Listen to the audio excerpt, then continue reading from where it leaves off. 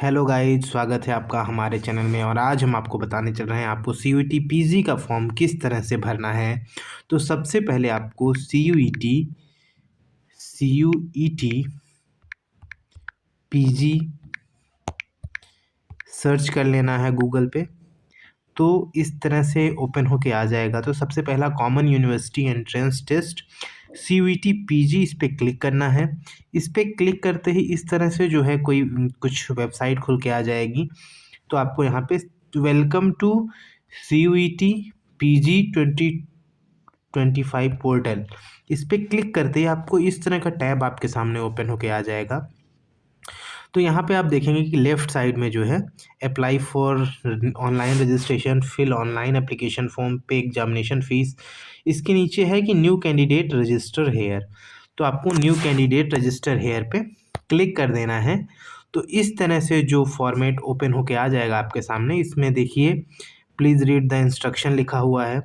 Candidate can apply online only through the official website. Please ensure your eligibility as per criteria laid down for the CUET PG 2025। तो आप अपना eligibility criteria ज़रूर देख लीजिएगा जाके। इसके इन्फॉर्मेशन बुलेटिन में ये रहे कुछ फ़ीस की, किस तरह से जो है आपको फ़ीस पे करनी पड़ेगी एप्लीकेशन फ़ीस की। तो ये देखिए एप्लीकेशन फ़ीस जो है वो जनरल के लिए 1400 है, O B C N C L slash general E W S के लिए 1200 है, एस सी एस टी के लिए 1100 है और पी डब्ल्यू बी डी के लिए 1000 रुपये है। ठीक है।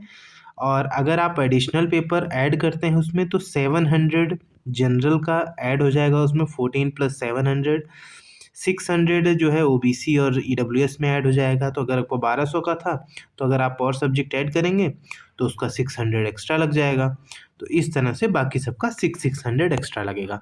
यदि आप इंटरनेशनल स्टूडेंट हैं या आउटसाइड इंडिया रहते हैं तो इस तरह से आपका 7000 जो है एप्लीकेशन फ़ीस हो जाएगी। एडिशनल सब्जेक्ट के लिए, एडिशनल टेस्ट पेपर के लिए आपको 3500 जो है एडिशनल पे करना पड़ेगा। तो इस तरह सबसे पहले आपको सारे इंस्ट्रक्शन को पढ़ लेना है। उसके बाद I have downloaded the information bulletin 2025, read and understood all the instruction therein as well as those mentioned above and fill up the online application form for the CUTPG 2025 accordingly। तो यहाँ पे नीचे क्लिक हेयर टू प्रोसीड पे click कर देना है। तो इस तरह से जो है खुल के आपके सामने एक टैब आ जाएगा जिसमें जो है बहुत सारे ऑप्शंस दिए हैं। अगर आपके पास आधार कार्ड है तो आप इस पे क्लिक करके जो है अपना आधार नंबर डाल के फॉर्म को फिल कर सकते हैं। या और भी हैं, डिजी लॉकर अकाउंट, आपके पास डिजी लॉकर अकाउंट है तो वो आईडी आपको डाल के यहाँ से जो है लॉगिन कर सकते हैं। तो आपको बहुत सारी डिटेल्स नहीं भरनी पड़ेंगी, ये सीधे उस डिजी लॉकर या आधार की साइट से जाके ये सारी डेटा आपके जो है कलेक्ट कर लेंगे। आपके पास ABC आईडी है या इस तरह की मतलब पैन कार्ड है तो ये सारे आपकी जो डिटेल्स हैं वहाँ से जो है ये लोग स्कैन कर लेंगे। तो फिर हम आगे बढ़ते हैं log in and identify through digi locker.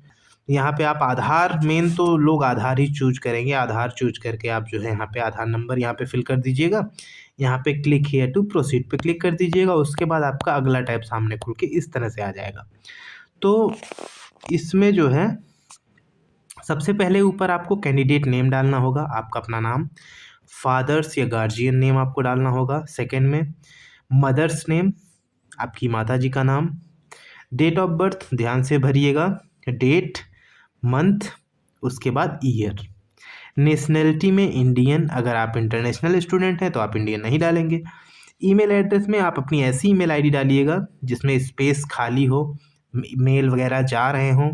ऐसा ना हो कि कई बार क्या होता है लोग ऐसी ईमेल आईडी डाल देते हैं जिसमें स्पेस ही नहीं होता है तो मेल उन तक नहीं जाता है। और यहाँ पे जो है कन्फर्म ईमेल आईडी, ठीक है। उसके बाद आप अपना जेंडर यहाँ पे सेलेक्ट कर लीजिएगा। मोबाइल नंबर में आप अपना वर्किंग मोबाइल नंबर डालिएगा जिस पे जो भी मैसेज जाएँ, ईमेल पे भी जो भी ईमेल्स जाएँ वो आप रेगुलरली विजिट करते रहिएगा, अपने मोबाइल नंबर को चेक करते रहिएगा ताकि कोई ऐसी नई इन्फॉर्मेशन ये लोग आपको भेजें तो आपको उस जानकारी के बारे में पता चल सके। यहाँ पे आप कन्फर्म मोबाइल नंबर कर दीजिएगा। अल्टरनेट मोबाइल नंबर, अगर आपके पास कोई अल्टरनेट, ये कंपलसरी नहीं है लेकिन अगर आपके पास कोई अल्टरनेट मोबाइल नंबर है तो वो भी यहाँ पे डाल सकते हैं। आइडेंटिफाई टाइप, आप अपना आइडेंटिफाई टाइप डाल दीजिएगा। Any other validity government identity with photograph या आधार, इस तरह के इसमें कई सारे ऑप्शंस होंगे। तो आपके पास जो भी वैलिड गवर्नमेंट आईडी हो वो यहाँ पे सेलेक्ट कर लीजिएगा। उसके बाद आइडेंटिफिकेशन नंबर, मतलब जैसे आधार आपने सेलेक्ट किया है तो आधार नंबर यहाँ पे डाल दीजिएगा। आपने पैन कार्ड सेलेक्ट किया है तो पैन नंबर यहाँ पे डाल दीजिएगा। तो इस तरह से जो है, उसके बाद जो है आपसे यहाँ एड्रेस फिल होगा। अपने प्रीमाइजेज नंबर नेम में आप अपना प्रीमाइजेज नंबर डाल दीजिएगा या नाम डाल दीजिएगा। लोकेलिटी आपकी क्या है, सब लोकेलिटी क्या है, इंडिया कंट्री है, आपका स्टेट उत्तराखंड, यूपी, बिहार क्या है, डिस्ट्रिक्ट अपनी डाल दीजिएगा। फिर अपने जो पिन कोड होगा उस लोकेशन का, वो पिन कोड इसमें डाल दीजिएगा। उसके बाद जो है यहाँ पे आपका ये इतना फिल हो जाएगा। उसके बाद आपसे एक पासवर्ड फिल करवाएगा, तो आप पासवर्ड को बहुत ध्यान से फिल करिएगा, ठीक है। पासवर्ड जो ऊपर डालिएगा वही सेम पासवर्ड आप नीचे भी डालिएगा, तभी जो है आपका प्रोसेस आगे बढ़ेगा। तो उसके बाद एक सिक्योरिटी क्वेश्चन सेलेक्ट करवाएंगे, what is your first school name या फर्स्ट बुक नेम, इस तरह से एक सिक्योरिटी क्वेश्चन होता है। तो आप जो है वहाँ से सेलेक्ट कर लीजिएगा और उसका आंसर कुछ भी यहाँ पे लिख दीजिएगा। तो वो आंसर लिखिएगा जो आपको याद रहे कि आपने क्या भरा है। उसके बाद नीचे सिक्योरिटी पिन डाल के आप यहाँ पे जैसे ही सबमिट करेंगे आपके पास दूसरा टैब ओपन होके आ जाएगा, ठीक है। इस तरह से आपका पर्सनल डिटेल दिखाने लगेगा जो आपने ऊपर फिल किया होगा। प्रेजेंट एड्रेस दिखाने लगेगा, परमानेंट एड्रेस दिखाने लगेगा। अगर आपका प्रेजेंट और परमानेंट सेम है तो सेम भर दीजिएगा, अगर अलग अलग है तो आप अलग अलग फिल कर दीजिएगा। उसके बाद आपका सिक्योरिटी क्वेश्चन यहाँ दिखाएगा। तो उसके बाद जो है आपसे वेरीफाई करवाएगा कि आपका candidate name, father's name, mother's name, gender, date of birth, mobile number, email ID, address, ये सब आपने जो है केयरफुली और बहुत ध्यान से फिल किया है। और यहाँ पे डिक्लेरेशन भी मांगेगा, I hereby declare that I filled up this online application after carefully reading the bulletin and fully understanding the provision procedure mentioned therein. I further declare that all the particulars given by me in this application are true to the best of my knowledge and belief. I agree that my result may be withheld, not declared. My candidature may stand cancelled in case it is found at any point of the time in future that false information has been furnished in this application. I shall abide by these terms and conditions as well as those laid down in the information bulletin, public notice and advisory issued by NTA regarding this exam of time. तो आपको इसे agree कर देना है, क्योंकि बिना agree किए तो फॉर्म आगे बढ़ेगा नहीं। तो आपको एग्री करके, अगर आपको लग रहा है कि ऊपर आपने कुछ गलती कर दी है फॉर्म फिलअप करने में इन सब में, तो यहाँ पे जो है अभी आप करेक्शन कर सकते हैं। यहाँ पे आगे एक ऑप्शन दिखिएगा, एडिट रजिस्ट्रेशन फॉर्म। तो इस पे क्लिक करके आप वापस से पीछे वाले पेज पे जाके वहाँ पे अपने चीज़ों को एडिट कर सकते हैं यदि आपको लग रहा है आपने कोई गलती कर दी है। उसके बाद सबमिट एंड सेंड OTP, जैसे ही आप सबमिट एंड सेंड OTP करेंगे तो आपने जो ईमेल आईडी डाली होगी उस ईमेल आईडी पे एक OTP चला जाएगा, ठीक है। तो आपको करना है अपनी ईमेल आईडी खोल के, आप देखेंगे कई बार इनबॉक्स में वो मेल नहीं आया रहता है, तो आप अपना स्पैम चेक कर लीजिएगा। स्पैम मेल उसमें भी कई बार चला जाता है, तो स्पैम मेल या फिर आपके इनबॉक्स में वो ईमेल आया होगा तो आप वो पिन को, आप जो OTP होगा वो OTP इसमें फिल करके यहाँ पे जो एंटर सिक्योरिटी पिन यहाँ सामने आपके दिख रहा होगा ब्लू कलर में, वो यहाँ फिल कर दीजिएगा। दोनों फिल करने के बाद आप वेरीफाई पे जैसे ही क्लिक करेंगे तो आपका जो है इस तरह से your registration has been verified का एक आपको बॉक्स दिखेगा। Your application number has been send to your email address, please log in the application portal using your application number and password to complete your application. If you have not received your application number in your email, please check your spam और junk folder. तो हम वही कह रहे हैं कि spam और junk mail जो होती हैं उनको भी आप एक बार ओपन करके देख लीजिएगा, वहाँ पे कई बार मेल जाता है। तो इस तरह से जो है आप अपना मेल खोलिएगा, वहाँ पे आपका जो है रजिस्ट्रेशन नंबर वगैरह आपको वहाँ पे एप्लीकेशन नंबर वहाँ पे भेज दिए रहेंगे ये लोग। इस पेज पे जाके आप अपना एप्लीकेशन नंबर डालिएगा, आपने जो पासवर्ड डाला था वो डालिएगा, सिक्योरिटी पिन डाल दीजिएगा जो नीचे दिया हुआ है। आप लॉगिन करेंगे, आपका ये वाला पेज खुल के आ जाएगा कि आपका रजिस्ट्रेशन तो कंप्लीट हो गया है, आपका एप्लीकेशन फॉर्म अभी भी इनकम्प्लीट है, आपका फ़ीस पेमेंट इनकम्प्लीट है, ठीक है। तो आप जो है अपना प्रोसेस आगे बढ़ा सकते हैं। तो सबसे पहले आपको अपना एप्लीकेशन फॉर्म भरना है, ठीक है। आप देखेंगे कि नीचे ही आपका एप्लीकेशन नंबर भी शो करेगा। तो कंप्लीट एप्लीकेशन फॉर्म पे जैसे ही आप क्लिक करेंगे, आपका इस तरह का टैब खुल के ओपन होके आ जाएगा, ठीक है। तो इसमें आपका जो वही आप देखेंगे कि आपने जो रजिस्ट्रेशन करते समय सब डाला था, तो आप एक बार मिला लीजिएगा कि आपसे कोई गलती तो नहीं हुई है। उसके बाद जो है आप यहाँ पे अपना कैप्चा यहाँ डाल दीजिएगा, सिक्योरिटी पिन।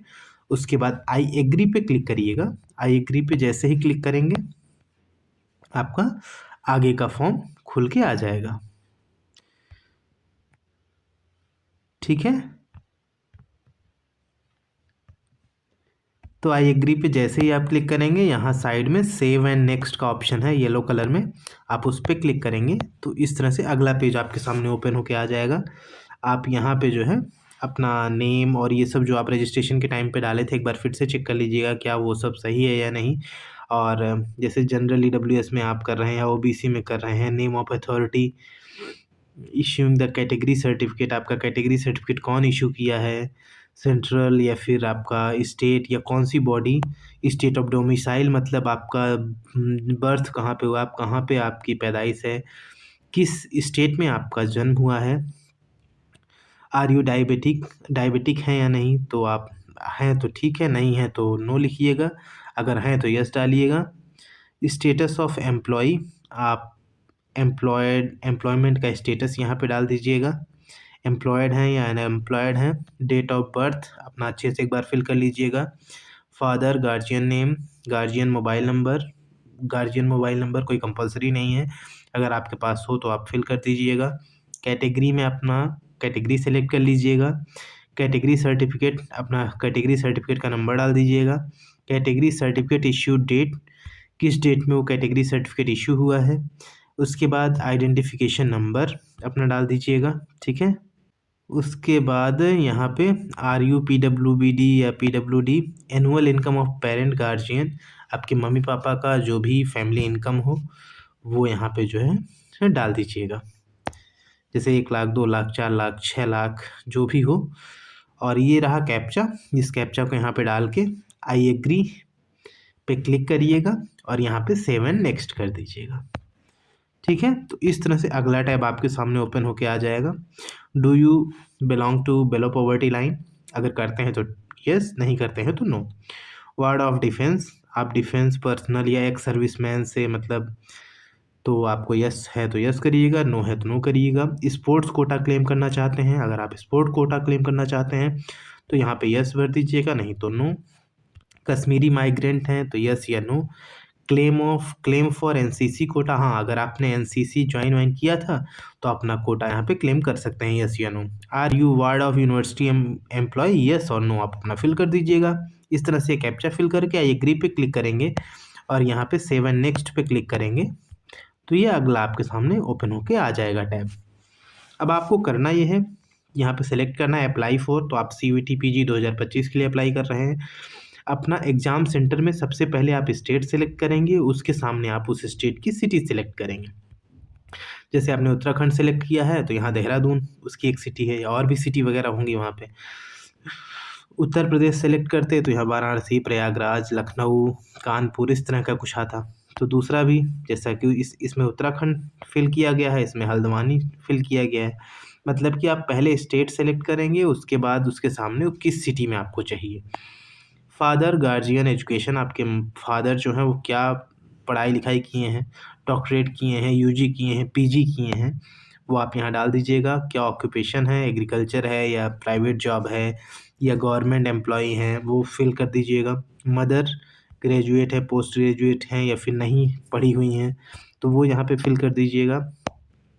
वो क्या करती हैं, उनका क्या काम है, टीचिंग, रिसर्च या हाउसवाइफ या इस तरह की चीज़ें आप उसमें फिल कर दीजिएगा। फिर अपना कैप्चा डाल के आई एग्री करके आप यहाँ साइड में सेव एंड नेक्स्ट कर दीजिएगा, ठीक है। तो अब हम लोग आ गए हैं उस जगह पे जहाँ पे आपको पेपर सेलेक्ट करना पड़ेगा, ठीक है। तो यहाँ पे आप अपना टेस्ट पेपर सेलेक्ट कर लीजिएगा। टेस्ट पेपर अपने जो हैं 1, 2, 3, 4 आप अपने सभी सेलेक्ट कर लीजिएगा।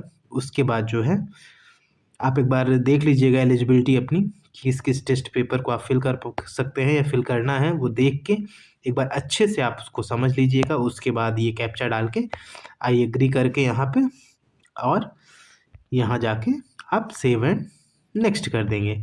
तो सेव एंड नेक्स्ट आप जितने भी करते आ रहे हैं, आप उसमें पीछे जाके आप अपना एडिट कर सकते हैं जब तक आप फाइनल सबमिट नहीं कर देंगे। उसके बाद जो है यहाँ पे अगले टैब में आपको 10th का क्वालिफिकेशन डालना होगा। 10th पास्ड हैं आपका, क्या 10th और इक्विवेलेंट कोर्स स्ट्रीम था, उसके बाद किस यूनिवर्सिटी बोर्ड से हैं, कौन से ईयर में पास हुए हैं, अपना रोल नंबर डालिएगा उसमें, ध्यान दीजिएगा, अपना रोल नंबर ही फिल करिएगा अच्छे से, कोई और नंबर मत डाल दीजिएगा इसमें। अपने इंस्टीट्यूट का नेम एंड एड्रेस, मतलब जिस स्कूल से आपने जो है अपनी 10th पास की है उसका नेम और एड्रेस। रिजल्ट मोड आपका परसेंटाइल में रहा है, परसेंटेज रहा है, या फिर आपका CGPA रहा है। तो टोटल मार्क, ऑब्टेन मार्क, ये अपने आप परसेंटेज कैलकुलेट होके आ जाएगा। नहीं भी होगा तो आप फिल कर दीजिएगा। 12th का भी इसी तरह से, 12th पास्ड, कौन से ईयर में पास हुए हैं, कोर्स स्ट्रीम अपना डाल दीजिएगा, किस बोर्ड से हुए हैं, Rajasthan board, UP board, Bihar board, या जो भी आपका बोर्ड रहा हो। इंस्टीट्यूट नेम, अपने स्कूल का नाम और एड्रेस, परसेंटेज या CGPA यहाँ डाल देना है, टोटल मार्क जो है वो, और ऑब्टेन मार्क कितना किए हैं, ठीक है। इस तरह से अब अगला जो है आपको ग्रेजुएशन का फिल करना पड़ेगा। ग्रेजुएशन आप पास कर लिए हैं, अगर पास है तो पास्ड लिखना है, इसमें क्लिक करना है। अगर आप अपीयरिंग में हैं, अभी जस्ट पास करने वाले हैं, तो अपीयरिंग भरना है। कौन से ईयर में आप पास होंगे, जैसे अभी अपीयरिंग में है तो 2025 में आपका रिजल्ट आ जाएगा, तो आपको अपीयरिंग में 2025 भरना है। अगर आपने 2024 में आपका पास हो गया है तो आपको पासिंग ईयर में 2024 डाल देना है। कोर्स स्ट्रीम आपका BSc है, क्या है, BA है, वो अपना फिल कर दीजिएगा। बोर्ड यूनिवर्सिटी नेम, कौन सी यूनिवर्सिटी से पढ़े हैं, BHU, इलाहाबाद या DU, अपने हिसाब से वो आप देख लीजिएगा, आप जहाँ से पढ़े हों। इंस्टीट्यूट का नेम और एड्रेस यहाँ फिल कर दीजिएगा, जैसे कि इलाहाबाद यूनिवर्सिटी है तो सेंट्रल यूनिवर्सिटी ऑफ इलाहाबाद, उसका जो एड्रेस है प्रयागराज उत्तर प्रदेश, वो सब आप फिल कर दीजिएगा। रोल नंबर यहाँ पे अपना डाल दीजिएगा, ठीक है। आपको कोई और दिक्कत आ रही हो तो आप हमको ज़रूर कमेंट बॉक्स में कमेंट कर दीजिएगा। ये कैप्चा आप फिल करके आई एग्री पे क्लिक करेंगे तो अगला फोल्डर आपके सामने ओपन होके आ जाएगा, जहाँ पे आपको फ़ोटो अपलोड करना होगा। तो फ़ोटो का इन्होंने बता रखा है कि मिनिमम साइज़ 10 के भी होना चाहिए, मैक्सिमम 200 के भी होना चाहिए, JPG में होना चाहिए। यहाँ पे आप जो है अपलोड कर सकते हैं इस जगह पे सिलेक्ट करके। वैसे ही सिग्नेचर का भी इन्होंने बता रखा है, तो अगर आपको सिग्नेचर और फोटो अपलोड करने में दिक्कत आ रही है तो मैंने एक वीडियो डाल रखी है, आप उस वीडियो पे जाके जो है विजिट कर सकते हैं कि किस तरह से आप ऑनलाइन ही जो है 1-2 मिनट के अंदर ही अपनी फ़ोटो को उस फॉर्मेट में ले आ सकते हैं जिस फॉर्मेट में इन्होंने मांगा है, तो आप देख सकते हैं जाके, ठीक है। आप यहाँ पे अपलोड करने के बाद सेव एंड नेक्स्ट कर दीजिएगा। यहाँ पे मोबाइल नंबर आपका फिल करवाएगा, ठीक है। मोबाइल नंबर फिल करके आप कैप्चा फिल करके सेंड OTP करेंगे, तो OTP आपके मोबाइल नंबर में जाएगी। आपको वो OTP लाके यहाँ पे फिल करना पड़ेगा, कैप्चा फिल करके वेरीफाई OTP कर देना है, तो आपका जो है वो मोबाइल नंबर भी वेरीफाई हो जाएगा, ठीक है। तो अब बारी आ गई है हमारे पूरे फॉर्म को एक बार पूरा देख लेने का। तो ये प्रीव्यू दिखाएंगे एक बार आपका नंबर वेरीफाई होने के बाद, तो आप एक एक चीज़ को एक बार अच्छे से फाइनली मिला लीजिएगा कि आपसे कोई गलती तो नहीं हो रही है, ठीक है। जब ये सब आप मिला लीजिएगा तो फाइनल सबमिट पे यहाँ पे क्लिक कर दीजिएगा।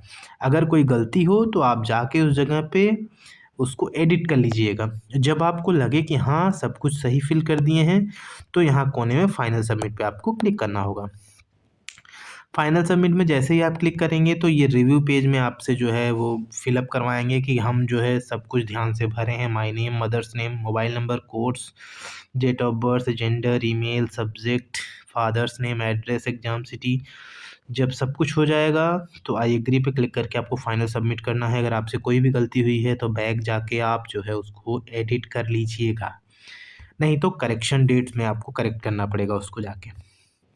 उसके बाद जो है इस तरह से आपकी फ़ीस शो होने लगेगी कि आप कितनी फ़ीस आपको भरनी है, 1300 जो भी आपकी फ़ीस होगी, जिसमें 1300 दिखा रहा है, तो पे नाउ पे क्लिक करेंगे तो इस तरह का टैब आपके सामने खुल के आ जाएगा। आप SBI, ईपे, कैनरा, ICI, IDBI, आप इन सब पे जाके आप जो है पेमेंट कर सकते हैं। तो जैसे SBI ईपे पे क्लिक करेंगे तो उसके बाद जो है इस तरह का फॉर्मेट आपके सामने खुल के आ जाएगा। तो उसमें आप भीम से भी कर सकते हैं, पे अमेज़न पे, गूगल पे, फ़ोनपे, इन सब पे क्लिक करके आप सीधे जो है अपना पेमेंट कर पाएँगे और जैसे ही आप पेमेंट कर देंगे, आपका ये सक्सेस हो जाएगा। ठीक है? तो ये टोटल प्रोसेस है सीयूईटी का फॉर्म भरने का, सीयूईटी पीजी का फॉर्म भरने का। अगर आपका भी सपना है बड़े संस्थानों में पढ़ने का, तो इस फॉर्म को ज़रूर फिल कर दीजिएगा। ठीक है? अगर आपको अभी भी कुछ ना समझ में आए, कहीं कोई दिक्कत हो रही हो, तो हमको कमेंट बॉक्स में कमेंट कर दीजिएगा। हम आपकी हर एक प्रॉब्लम को सॉल्व करने का पूरा प्रयास करेंगे। तो मिलते हैं आपसे अगले वीडियो में, तब तक के लिए बहुत-बहुत धन्यवाद। वीडियो के आखिरी तक बने रहने के लिए लाइक, सब्सक्राइब, शेयर ज़रूर कर दीजिएगा अपने उन दोस्तों को जिनको ये फॉर्म भरने में दिक्कत आ रही है। तो मिलते हैं आपसे अगले वीडियो में। हर हर महादेव।